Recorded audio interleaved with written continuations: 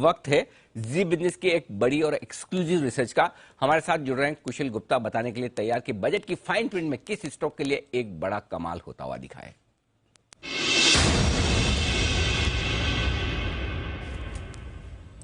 बनाए कुशल। अनिल जी, बजट की fine print में सबसे इंपॉर्टेंट जो अनाउंसमेंट मुझे लगी वो था रिवर लिंकिंग प्रोजेक्ट्स को लेकर। आप देखिए 5 रिवर लिंक्स के लिए draft detail project reports final कर दी गई है और इससे सबसे बड़ा इंपैक्ट जो है वो ड्रेजिंग कॉर्पोरेशन ऑफ इंडिया को होता हुआ नजर आएगा।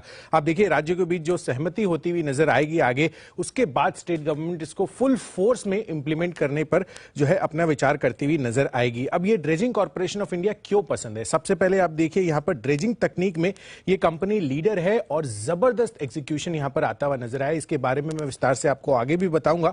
पर रिवर इंटीग्रेशन में आप अपॉर्चुनिटी देखिए, 40,000 करोड़ रुपए से ज्यादा की यहां पर रिवर इंटीग्रेशन में अपॉर्चुनिटी है ड्रेजिंग की। और यहां पर सालाना आधार पर भी अगर आप देखें तो अगर केवल मेंटेनेंस और जो ड्रेजिंग है उसके काम को भी अगर आप देखें तो लगभग 10% के मौके जो बनते हुए नजर आएंगे, उसमें सालाना आधार पर ही कंपनी को करीब 4,000 करोड़ रुपए के रेवेन्यूज आते हुए नजर आ सकते हैं। जबकि मौजूदा अगर आप एनुअल रेवेन्यू देखें तो करीब 800 से 900 करोड़ रुपए का है। तो बड़ी अपॉर्चुनिटी जो है ड्रेजिंग कॉर्पोरेशन ऑफ इंडिया के लिए निकल कर आ रही है।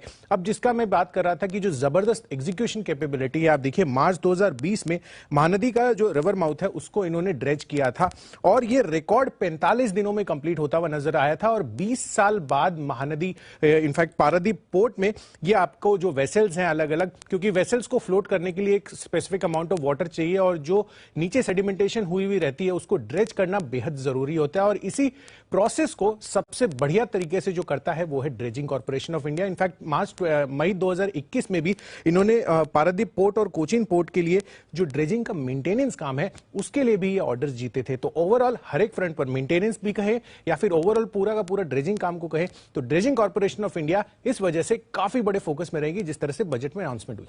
ओके, तो बड़े अनाउंसमेंट्स हो सकते हैं और ये पहले भी ये सरकार के प्लान्स थे सर, ये इनलैंड वाटर कनेक्टिविटी के, पर अब ये जो नया फोकस आ रहा है कैसे देखें इसको? और ऑफ कोर्स ड्रेजिंग कॉर्प का इंपैक्ट तो बड़ा होगा 100% दीप। और मतलब अगर इस बजट के बाद किसी एक सरकारी कंपनी की री-रेटिंग होनी चाहिए तो ये, और क्यों मैं बताता हूं।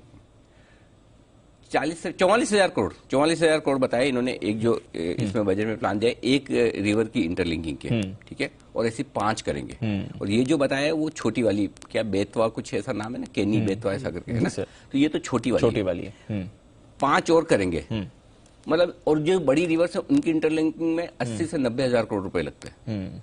समझो हम तो 50,000 करोड़ ही माने, तो भी 5 के और एक्स्ट्रा 2 लाख करोड़ तो मान लो। यस, 2 लाख करोड़ ड्रेजिंग का जो 20% रेवेन्यू है वो ड्रेजिंग के बिजनेस से और कैनाल वाले बिजनेस से आता है। Yes sir.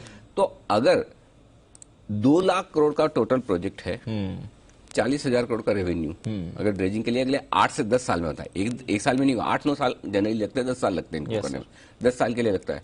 तो कितनी बड़ी री रेटिंग होती है? मेरे ख्याल से इसका मार्केट कैप कितना है? हार्डली कुछ है, मतलब 4 डिजिट में होगा मुश्किल से, राइट। सो मेरे हिसाब से ड्रेजिंग के लिए, अच्छा एक और चीज ये है कि जितनी ये बनाते हैं 1000 करोड़ है ना, 1000 करोड़ मेरे ख्याल से वही 800,000 करोड़ के आसपास। तो 1000 करोड़ की कंपनी के लिए अगर 30-40 हजार करोड़ की अपॉर्चुनिटी अगले 10 साल में खुलती तो इस स्टॉक की क्या री रेटिंग हो सकती है? और ये पीएसयू है, सरकार का प्रोजेक्ट है, मोनोपोली भी है, ड्रेजिंग का काम करने वाला कोई और है भी नहीं, नहीं के बराबर है। बिल्कुल ये सबसे बड़ी कंपनी का 1000 करोड़ है, सोचो मार्केट कैप, तो दूसरी कितनी बड़ी होगी? और जब इतना बड़ा काम करना है तो सबसे पहले आपको बड़े के पास ही जाना पड़ेगा। अच्छा, प्लस हर साल 10% मेंटेनेंस का एक कॉन्ट्रैक्ट और अलग से आता है बनने के बाद। सो मुझे लगता है कि ये एक स्टॉक है जो अगले जिन लोगों को इन्वेस्ट करना है उनको अगले 10 साल के लिए भूल जाना चाहिए। क्योंकि कई सारे स्टॉक्स ऐसे आपके पीएसयू कंपनी ऐसी थी जो 10 साल पहले आप पीछे मुड़ के देखा, अरे ये इतना बढ़िया, ये हो गया, वैसा हो गया। आईआरसीटीसी को कोई सोच नहीं सकता था कि इतना बड़ा हो सकता है। कई सारी कंपनियां जिनके बिजनेस मॉडल चेंज हो रहे हैं। तो मुझे लगता है कि जिस तरह से इंफ्रा फोकस है, कैपेक्स फोकस है, और जिस तरह से रिवर इंटरलिंकिंग का मामला है, बहुत बड़ा कैपेक्स वाला मामला है, ये स्टॉक कमाल कर सकता है। बिल्कुल ड्रेजिंग कॉर्पोरेशन ये स्टॉक होना चाहिए।